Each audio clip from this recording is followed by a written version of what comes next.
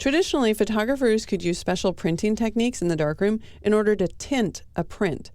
Depending on the preference, color could be added in the shadow area of the image or in the highlights, and it really depended on the process that was used.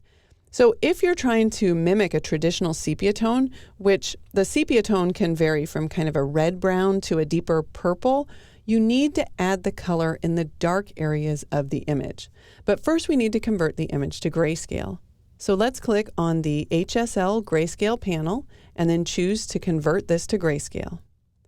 Then we'll click on the Split Toning panel. And to get this sepia tone color, we're going to want to use the hue and saturation in the shadow area.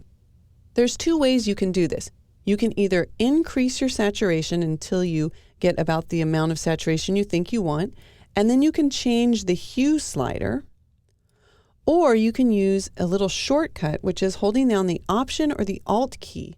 When you do this and you move the hue slider, you can see a preview of the color that you're selecting at 100%.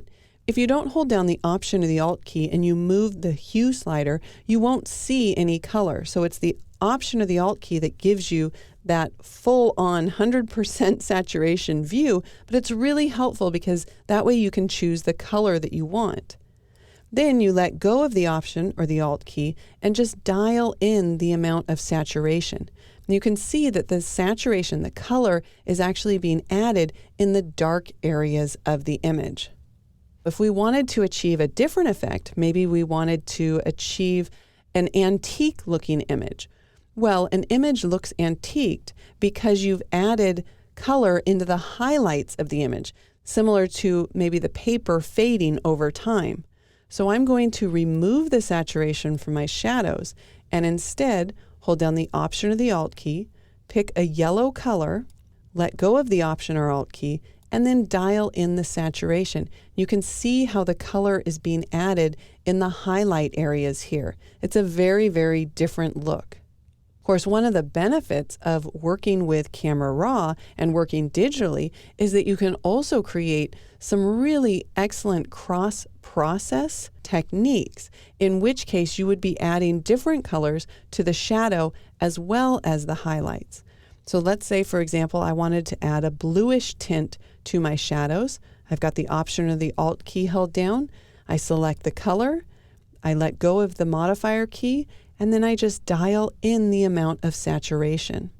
There's one additional feature, and that is this balance option, and it kind of splits the image in half, and you can define where the shadows cross over to the highlights. So for example, if I move the slider down to the left, you'll notice that I get a lot more blue and a lot less yellow in my highlights. If I move the balance over to the right, I'm splitting it in the other direction. I get less areas that are blue and more areas that are tinted with that yellow. Of course, these digital effects aren't exactly like the results that you'd be able to achieve in the traditional darkroom, but I suppose that there are benefits to not having to work with some of those chemicals that photographers have had to use in the past.